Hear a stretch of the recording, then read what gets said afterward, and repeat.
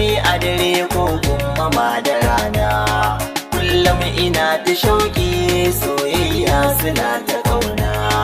Har ma waɗansu sun fara yawan yin bincike a kaina, ƙaunar kice da zammin nisla haka ɗin ya faru kaina. Zan so a ce ki nuna mini ƙauna don na bar hawaye.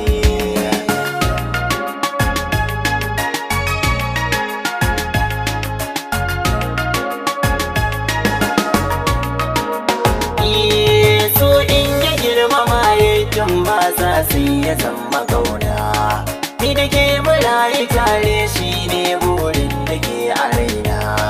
Kwamari kiyo hawaye domin ke ce farin ciki na gane su halitta ne mai yawo cikin jinina.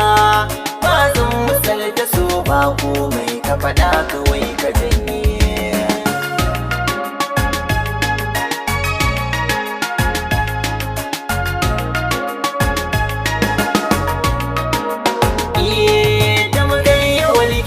Ba zamani so ya minni kanta, so in bakin rike min zoben so ne na baki kyauta. Tauraruwa kike mai haske a jikin ki ba kazanta, kada ma ki ja na baki na yarda ki mulki rayuwata. In ga ki zo na gefe na duka bakin ciki ya yaye.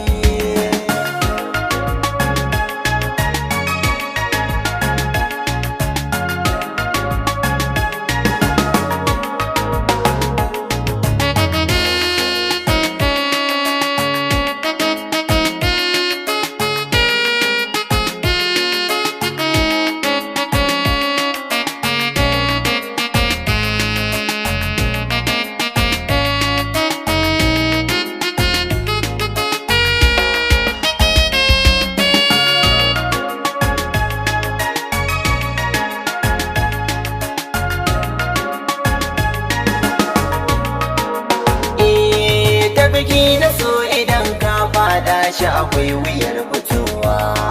Abadan muna a tare ni da ke san babacin rabewa.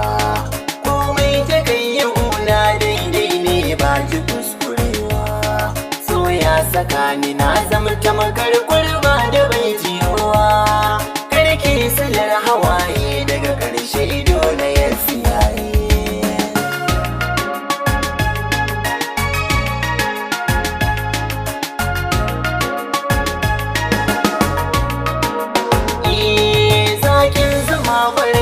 Zarce wa maɗi a barkwatance, in ga kiyaye za a yi in kulle waɗansu garke